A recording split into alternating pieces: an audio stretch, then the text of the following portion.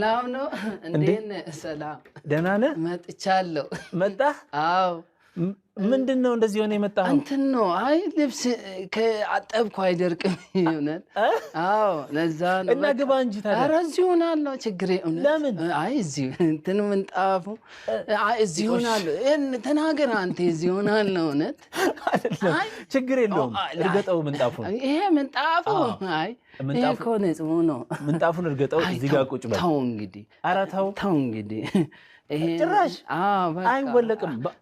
አይ ተው በቃ ልሂድ። ተው አይ አይደለም እንትን ነው፣ ችግር የለውም። እውነት ይወለቃል እኮ ቤትም አንዳንዴ ልተኛ ሲል አወልቃለሁ። አይደለም ዛሬ የ20/30 እንግዳ ነህ? 20/30 ይሄ 3 ቲቪ በዛ። አይ በዛ አንድ እንትን ሰው የኖረ ነው። እውነት አንድ የለኝም። እውነት ተው በቃ። እውነት አንተ ልታበሳጭኝ ነው። 3 እኮ ነው። አንድ የለኝም። እውነት ተው በቃ አንተ አይ ቁጭ በልና መገርሳ እንጫወት። በቃ ነው። አይ እንትን እንዴ መሬት ላይ እዚህ ሆናለሁ፣ እዚህ ሆናለሁ። ተናገር እንግዲህ አንተ። እዚህ ነው የሚመቸው። ሆኖ አይ ተው ተነስና ቁጭ በል። ይሄም ንጹህ ነው። ይሄ ራሱ እውነት ምን ይሻላል? እውነት ቁጭ ብያለሁ። እውነት እኔ ይመችሃል? እንደዚህ ሆኖልኛል። ቢተኛ መድራዙ መገርሳ አንተ ቀበሉት። ተው አታራር ነው ነው።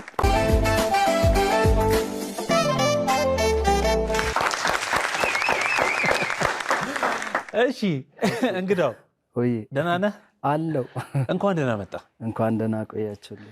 አሁን እየፈራህ አይደለም? እሺ ይሉንታ የለም? ይሉንታ አሁን በዚህ ልብስ የለም። በዚህ ልብስ የለም። ያቺኛዋን ስትለብስ ነው የምትቀየረው? አዎ። በጣም ነው የሚገርመው። ተንኮሱ ያልከው ለምንድን ነው ስምህን? ይህ ነገር እጠየቃለሁ እያልኩ እየፈራው ነበር። ለምን ፍቺ የሌለው ነገር ነው። ተንኳሽ ነገር ይመስላል። ነገረኛ ስለ ደግሞ አይደለህም እኮ አንተ። እንትን ነው እየሰራ እያለን አንዳንዴ ምን ብዬ ልጥራ አለችኝ። እሺ ባለቤት? አዎ ስንሰራ ምን ብዬ ልጥራ ስትለኝ ድንገት አፌ ላይ መጣ። ተንኮሱ በይ። አዎ ሳቅ ነው በታይሙ። አዎ ያን ስም ስትሰማ እኔም ሳቅኩ። ለምን አልገመድኩም እንደዚህ ቃል ድንገት ካፌ ወጣ። ከዛ በቃ ሰውም ኮመንት ላይ የስሙ አድናቂ እየሆነ መጣ። ስሙን እየወደደ መጣ። ተንኮሱ ነው እሷም ስትጀምር የምትለው። ተንኮሱ እያለች ተንኮሱ። አሁን ሰፈር ውስጥም ተንኮሱ የምትባል ይመስለኛል። እንደዚህ ነው የምጠራኝ። ተው እንጂ እውነት በቃ ስሜ ሆኗልና ዞር ብያ ያለው ተንኮሱ ሲሉ ዞር ትላለች። ብዙዎች ይሄ ይሉንታ የሚያመጣውን ጉዳት የሚያሳየ በቃ የይሉንታ አምባሳደር ነው የሚሉ። አንተ ግን ይሉንታ አለብህ? ይሉንታ ድሮ ነው እንጂ አሁን ብዙም አይደለም። ድሮ ነበረብህ? ድሮ አዎ። ከዛ በትሬኒንግ አቆምኩ።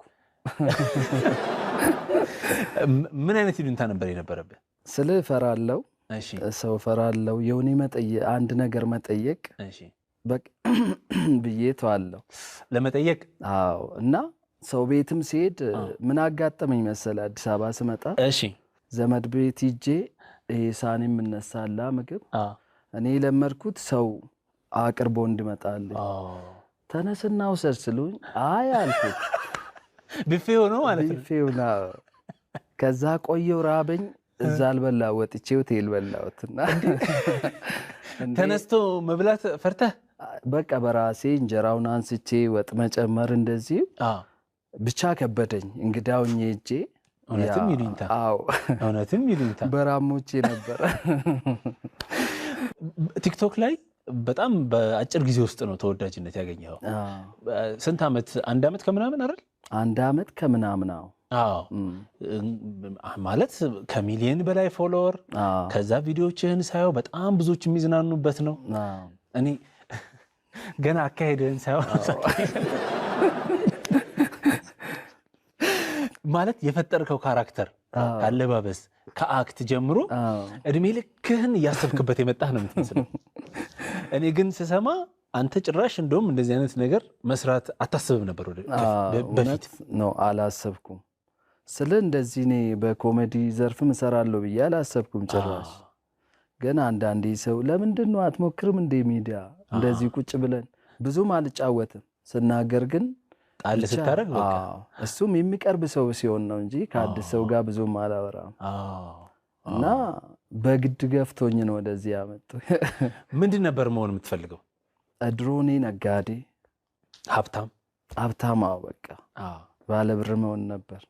ሰው ሀብታም ሰው ሳይ ሜቢ የሱን በቃ ስትሪውን መጽሐፍ ላይ ሳነብ ወዳው በቃ እሱ የሰራውን ለምን አትሌቶች ራሱ እየተከተልኩ ነበር። አትሌት ስታይ የሩጫ ፍላጎት ኖሮን ሳይሆን የብር አሁን በቃ ውጭ ሀገር ዶሮ ጦ ይሄን ብር ያገኛሉ የሚል ሰማና ጀመርኩ፣ ገባሁበት። ሯጭ ሆነ ጀመር። እንዲያውም ወደ አዲስ አበባ ስመጣ ወደ ሰንዳፋ በኪ ያሉ በዛት እና አክስቴ ወደዛ ነው ያለችና በቃ ጠዋት እነሳለሁ ከነሱ ጋር ወጣ ነው። ሮጥክ ሰንዳፋ? ሰንዳፋው እና